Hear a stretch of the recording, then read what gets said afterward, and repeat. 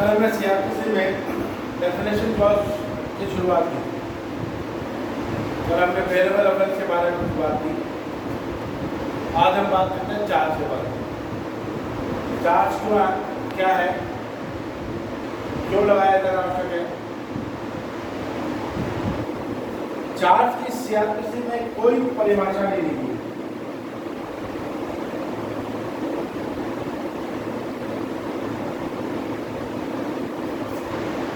CrPC की section 2 clause B में सिर्फ इतना उल्लेख किया गया कि जब आरोप के एक से अधिक शीर्ष हो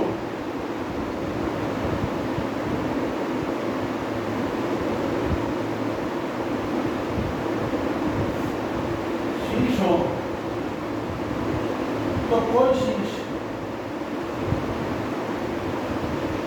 चार्ज कहलाता है।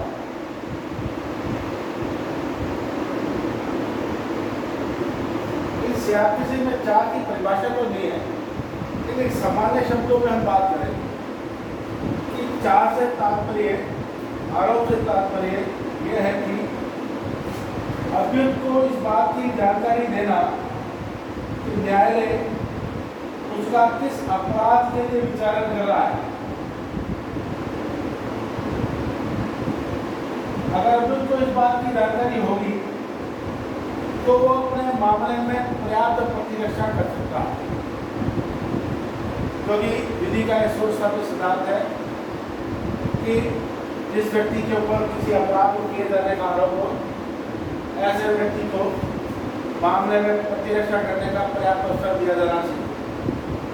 अभियुक्त किसी भी तरह से बुलावे में नहीं पड़े, इसलिए मामले में उसको इस बात की जानकारी दी जाती है कि किस आरोप के लिए उसको विचारित किया जा रहा है। सेक्शन 2 पर पी तो इस कहता है कि जब आरोप की एक से अधिक शीर्ष की कोई विशिष्ट चार्ज है। आरोप की एक से अधिक शीर्ष तात्पर्य क्या है। मान लीजिए किसी व्यक्ति के विरुद्ध धारा 323, 341 आईपीसी का अपराध का आरोप है, तो ये तो 323 है, ये हेड कहलाता है, शीर्ष का। भारतीय दंड संहिता के अधीन अपराध है, इससे उसको इस बात की जानकारी हो जाती है कि न्यायालय मुझे किस अपराध के लिए विचारित कर। इस चार्ज को समझने के लिए सीआरपीसी में चार्ज से संबंधित सेक्शन 211 से लेकर सेक्शन 224 तक विस्तृत प्रावधान किए गए। सेक्शन 211 से लेकर 217 तक सीआरपीसी में प्रावधान किया गया चार्ज की अंतर वस्तु के बारे में, जो सेक्शन 211, 212, 213 से संबंधित है। अगर चार्ज में किसी प्रकार की कोई गलती रह जाती तो उसके लिए सेक्शन 215 में प्रावधान किया और धारा 216 और धारा 217 में चार्ज में परिवर्तन और परिवर्तन करने के पश्चात अपनाई जाने वाली प्रक्रिया के बारे में बताया। धारा 218 से लेकर धारा 224 में जॉइंट चार्जेस के बारे में उल्लेख किया। हम इन सबको विस्तृत रूप से, पृथक रूप से अलग क्लास में अध्ययन करें, लेकिन यहाँ थोड़ी सी चार्ज की जानकारी देने के लिए मैं इसके अंतर वस्तु संबंधित प्रावधानों को आपको स्पष्ट करना चाहता हूँ, जिससे कि आपको इस बात का स्पष्ट हो सके कि चार्ज है। इसके अंतर वस्तु के संबंध में सेक्शन 211 क्लॉज 1 में प्रावधान किया कि चार्ज जब भी कोर्ट के द्वारा लगाया जाएगा, न्यायालय उस चार्ज में उस अपराध का कथन करेगी जिससे कि जिसका कि अभियुक्तों पर आरोप है। मतलब इसलिए कि अभियुक्त को स्पष्ट हो सके कि किस अपराध के लिए उसकी ट्रायल की जा रही है। जैसे उदाहरण के लिए किसी व्यक्ति ने कोई चोरी की है, तो डियर जो कोई व्यक्ति किसी दूसरे की सहमति के बिना उसकी चल संपत्ति बेईमानी का आशय रखते हुए उसकी कब्जे से हटाता है, तो हम क्या कहते हैं, वो चोरी करते हैं। तो भैया चार्ज के अंदर कोर्ट इस लैंग्वेज का प्रयोग कर सकती है, अपराध का कथन कर सकती है, इससे कि अभी को स्पष्ट हो सके कि उसने किस अपराध के लिए उसको ट्रायल किया जा रहा है। दूसरी बात, जिस अपराध को उसने किया है वो अपराध जिस विधि के अधीन संदिग्ध है उसका सर्जन करने वाली विधि ने यदि उसको कोई स्पेसिफिक नाम दिया है, तो चार्ज में उस स्पेसिफिक नाम का उल्लेख किया जाएगा। ऐसा मैंने भी बताया चोरी का। इसी तरह से किसी ने कोई एक्सटॉर्शन किया है, इसी तरह से किसी के ऊपर डकैती का आरोप है, तो आईपीसी में जो सेक्शन रेलेवेंट सेक्शंस हैं और रेलेवेंट सेक्शन में जो अपराध को स्पेसिफिक नाम दिया गया है उस स्पेसिफिक नाम का जो है उल्लेख इस चार्ज में किया जाता है। तीसरा, यदि मान लीजिए उस अपराध का सर्जन करने वाली विधि द्वारा तो उसका कोई स्पेसिफिक नाम नहीं दिया गया, तो फिर उस चार्ज के अंदर उस अपराध की परिभाषा दी जाती है, जिससे कि अभियुक्त को पर्याप्त जानकारी हो सके कि उसका किस अपराध के लिए विचारण किया जा रहा है। चौथी बात, विधि की धारा जिस विधि के लिए ऐसी अपराध दंडनीय है और उस विधि की कौन सी धारा के लिए अपराध दंडनीय है, उस विधि की धारा का उल्लेख भी चार्ज के अंतर्गत किया जाता है। चार्ज के अंतर्गत सेक्शन 211 क्लॉज 1, 2, 3, 4 की विशिष्टों के अतिरिक्त सेक्शन 211 का 5 में प्रावधान किया गया कि ये बात आरोप किसी व्यक्ति पे लगा दिया गया है, ये इस बात के समतुल्य है कि जिस विधि के लिए वह ऐसा अपराध बनने था, जिस विधि के लिए ऐसा आरोपित अपराध बनता है दंडनीय था, उस विधि की अनुपालना करनी थी। धारा 211 क्लॉज 6 में प्रावधान किया कि आरोप की भाषा क्या है, आरोप न्यायालय की भाषा में लगाए। धारा 211 क्लॉज 1, 2, 3, 4 के अंतर्वस्तु के अलावा धारा 212 में प्रावधान किया कि चार्ज के अंतर्गत सेक्शन 212 के अनुसार समय, स्थान और व्यक्ति के बारे में विशिष्टता दी जाती है। अर्थात जिस समय पर कोई अपराध घटित हुआ, जिस स्थान पर अपराध घटित हुआ, जिस व्यक्ति के द्वारा या जिस व्यक्ति के विरुद्ध अपराध घटित हुआ, चार्ज में इसका उल्लेख किया जाता है। जैसे उदाहरण के लिए कोई झगड़ा म्यूजियम सर्कल पे रात को 8 बजे हुआ और झगड़े में जगदीश नाम का व्यक्ति के साथ बातचीत हुई, तो चार्ज लगाते समय न्यायालय क्या करेगी, समय दिखाने में म्यूजियम सर्कल पे रात को 8 बजे स्थान बता दिया, समय बता दिया, जगदीश को जान से मारने की नीयत से आपने उस पर धारदार हथियारों से हमला किया, यानी क्या किया, अपराध का कथन कर दिया। आपने भारतीय दंड संहिता की धारा 307 के अधीन दंडनीय अपराध किया, विधि की धारा का उल्लेख कर दिया, विधि का जो अपराध को संदिग्ध करती है उसका उल्लेख कर दिया, तो ये पर्याप्त जानकारी अभियुक्त को देता है कि आखिर न्यायालय उसका किस अपराध के लिए विचारण कर रही है। जिस वस्तु के विरुद्ध अपराध हुआ है वो वस्तु का उल्लेख किया जाएगा, जिस व्यक्ति के विरुद्ध अपराध हुआ है उस व्यक्ति का उल्लेख किया जाएगा। धारा 213 में प्रावधान किया कि जब ये धारा 211 क्लॉज 1 की विशिष्टता, धारा 212 की विशिष्टता से भी अभियुक्त को इस बात का कि उसके पास क्या अपराध का चार्ज है जानकारी प्राप्त नहीं होती है, पर्याप्त रूप से नहीं मिलती है, तो फिर धारा 213 के अनुसार न्यायालय अपराध किए जाने की रीति का भी उल्लेख कर सकता है। अपराध की रीति का भी उल्लेख चार्ज में किया जाए। ये रीति वास्तव में ऐसे मामलों में विशेष है जहाँ पर किसी व्यक्ति पर आपराधिक विनाशों का या छल का इस तरह के या विश्वास देने का आरोप हो, ऐसे मामलों के अंदर जो है अभियुक्त को कई बार बुलावे पड़ जाता है। तो ऐसी परिस्थिति में न्यायालय धारा 213 के प्रावधान का अनुपालन भी। धारा 214 में ये स्पष्ट किया कि आरोप में प्रयुक्त शब्दों का अर्थ वही होगा जो उसका उस विधि के दिन जिसके दिन ऐसा अपराध दंडनीय है उल्लेखित किया। जैसे मान लीजिए चार्ज के अंदर बेईमानी शब्द का उपयोग किया गया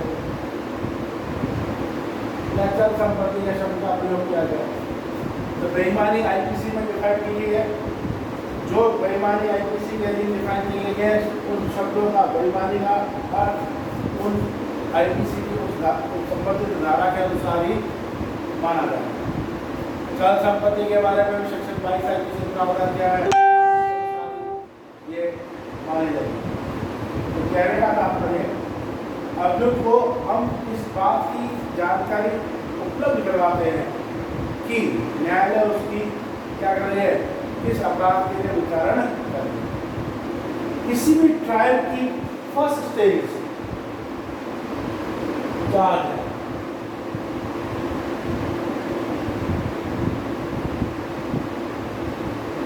चार्ज से ट्रायल की प्रक्रिया शुरू होती है। जैसे कोई अपराध घटित हुआ, अगर आपको अपराध ऐसा है जो सभी अपराध है तो पहले उस पर एफआईआर दर्ज होती है। पुलिस एफआईआर दर्ज करने के बाद उस पर इन्वेस्टिगेशन करती है और इन्वेस्टिगेशन कंप्लीट करने के बाद 1273 में पुलिस रिपोर्ट संबंधित मजिस्ट्रेट कोर्ट में जो ऐसे अपराध का विचारण करने का क्षेत्राधिकार रखता है, स्थानीय अधिकारिता रखता है, तो वहाँ पर अपनी रिपोर्ट प्रस्तुत करती है। यदि मामला ऐसा है जो अयोध्या सेशन न्यायालय द्वारा विचारणीय है तो मजिस्ट्रेट धारा 909 के अनुसार उस मामले को कमिट कर देगा, क्योंकि सेशन में डायरेक्टली कोई भी मामला सेशन के द्वारा संज्ञान नहीं लिया जाता। एक्सेप्शन है सेक्शन 199 CRPC। उसको अलावा धारा 209 में मामला कमिट होता है तो ही वो उसके ट्रायल है। जैसी चालान पुलिस रिपोर्ट प्रस्तुत हुई, अब पुलिस रिपोर्ट प्रस्तुत होने के बाद ट्रायल जब शुरू होगी तो सबसे पहले कोर्ट के द्वारा क्या किया जाता है, अभियुक्त पर चार्ज लगाया जाता है। उसको धारा 211, धारा 212, धारा 213 की अनुपालना की जाती है। धारा 214 में धारा 211, 12, 13 के जो शब्द हैं वो धारा 214 में स्पष्ट किया गया, वो मूल विधि के अधीन जो परिभाषित किया गया उसके अनुसार उनका अर्थ किया जाएगा। यदि कभी चार्ज लगाते समय किसी प्रकार की कोई गलती रह गई तो इस गलती का क्या प्रभाव होगा, इसके बारे में धारा 215 में प्रावधान है। धारा 215 में स्पष्ट किया गया कि अगर चार्ज में किसी प्रकार की कोई गलती रह गई है, कोई विशिष्टता जिसका उल्लेख करना था वो गलत रह गया या कोई विशिष्टता जो की जा रही थी वो उसका लोप कर दिया गया, तो ऐसी गलतियां तभी तात्विक मानी जाएगी जबकि न्यायालय को प्रतीत हो कि अभियुक्त वास्तव में ऐसी गलती या लोप से बुलावे में पड़ गया और वस्तुतः उसके साथ न्याय नहीं हो पाया। यदि गलती या लोप इतनी तात्विक नहीं है या अभियुक्त बुलावे में नहीं पड़ रहा है तो फिर इस गलती को आधार पर जो भी निष्कर्ष न्यायालय के द्वारा निकला गया वो जो है चैलेंज नहीं है। CRPC सेक्शन 215 के साथ रीड सेक्शन 464 में भी एक प्रावधान, इसके बारे में हम बहुत डिटेल में आगे बात करेंगे। धारा 216 में प्रावधान किया कि क्या न्यायालय जो एक बार चार्ज लगाता है, इस चार्ज में किसी प्रकार का परिवर्तन या परिवर्तन किया जा सकता है, और अगर परिवर्तन किया जा सकता है तो किस स्टेज पर किया जा सकता है। 216 इसके बारे में स्पष्ट प्रावधान करता है कि चार्ज में परिवर्तन और परिवर्तन दोनों ही किए जा सकते हैं, लेकिन ये परिवर्तन और परिवर्तन निर्णय सुनाए जाने से पहले किया। अब ये फैक्ट से सत्तर शासन का केसेस है कि कब कोर्ट किस परिवर्तन के लिए अलाउ करती है, क्योंकि कई बार देखने में आया कई साल तक जब कोई गलत चार्ज लग जाता है या कोई चार्ज में किसी प्रकार का विशिष्ट का लोप हो जाता है तो वकील इसके बारे में न्यायालय का ध्यान नहीं लाते। जब निर्णय की स्टेज आती है उस समय लाया जाता है ताकि मामले को डिले किया जा सके। अब अगर ये गलती या लोग ताजुब है तो ऐसी स्थिति के अंदर निर्णय सुनाए जाने के समय जब ये परिवर्तन का प्रार्थना पत्र लाया जाता है तो न्यायालय के लिए भी थोड़ा संशय की स्थिति हो जाती है कि उसको स्वीकार करें या अस्वीकार करें। लेकिन अभी कई केसेस के आधार पर ये देखने में आया कि अगर चार्ज में किसी प्रकार की कोई लोग या सिस्टम में कोई लोग रह गया तो ऐसा प्रार्थना पत्र पूर्ण करना चाहिए या न्यायालय की संज्ञान में आता है तो वो उसको कर सकता है, परिवर्तित कर सकता है। लेकिन CRPC सेक्शन 216 क्लॉज 1 में तो स्पष्ट किया है कि निर्णय सुनाए जाने से के समय से पहले इस परिवर्तन की प्रार्थना पत्र को किया जा सकता है और न्यायालय जो है उसकी विचार करेगा। जो परिवर्तन या परिवर्तन किया जाता है वो अपने को पढ़ करके सुनाया जाता है। चार्ज में अपने को जानकारी देनी है आवश्यक, क्योंकि मामले की प्रतीक्षा उसको करनी है, इसलिए ये पढ़कर सुनाना और समझाना भी बहुत जरूरी है। पढ़कर सुनाया भी जाएगा, उसको समझाया भी जाएगा कि क्या आरोप में परिवर्तन किया गया है, क्या परिवर्तन किया गया जिससे कि वो मामले में समझने की प्रतिरक्षा कर सके। यदि न्यायालय की राय में परिवर्तन या परिवर्तन किए गए चार्ज से अभियुक्त के को प्रतिरक्षा करने में और अभियुक्त को अपने मामले की कार्रवाई करने में आगे से बढ़ाने में कोई प्रभाव नहीं पड़ेगा तब तो कार्रवाई आगे ऐसे नहीं चलती है। लेकिन अगर अभियुक्त के पर प्रभाव पड़ता है या अभियोजन पर प्रभाव पड़ रहा है तो न्यायालय एक बार कार्रवाई को क्या करता है, स्टे करता है और फिर जो भी साक्ष्य बुलाया जाएगा वो परिवर्तित आरोप पर ही उसकी साक्ष्य पुनः दी जाएगी। धारा 217 में प्रावधान किया जब आरोप परिवर्तित किया जाएगा तो साक्ष्य को पुनः बुलाने की न्यायालय के पास और न्यायालय साक्ष्य को पुनः बुला सकता है और जो है उनसे परिवर्तित आरोप पर उनकी साक्ष्य रिकॉर्ड की। इस प्रकार हमने देखा कि चार्ज है, चार्ज को लगाना अनिवार्य है। इस चार्ज के संबंध में धारा 218 से लेकर धारा 224 तक में भी प्रावधान किए गए। वो जॉइंट ऑफ चार्जेस के बारे में बात करती है कि किन व्यक्तियों पर जॉइंट चार्ज लगाया जा सकता है, किन अपराधों के लिए संयुक्त रूप से चार्ज लगाया जा सकता है। यदि अभियुक्त के ऊपर ऐसा कोई अपराध है जो एक से अधिक धाराओं के अधीन आ रहा है तो उनमें से क्या अल्टरनेटिव चार्ज लगाया जा सकता है, नहीं लगाया जा सकता, इसके बारे में इस स्टेज में हम आज बात नहीं करेंगे। इसमें अलग से चार्ज का जब पूरा टॉपिक पढ़ेंगे तब हम इसके बाद इसका उल्लेख करेंगे। नेक्स्ट डेफिनेशन जो है जानकारी के लिए वह है संज्ञेय अपराध और असंज्ञेय अपराध।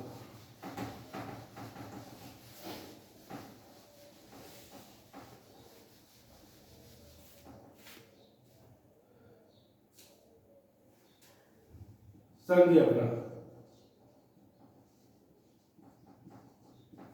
धारा 2C असंज्ञेय अपराध,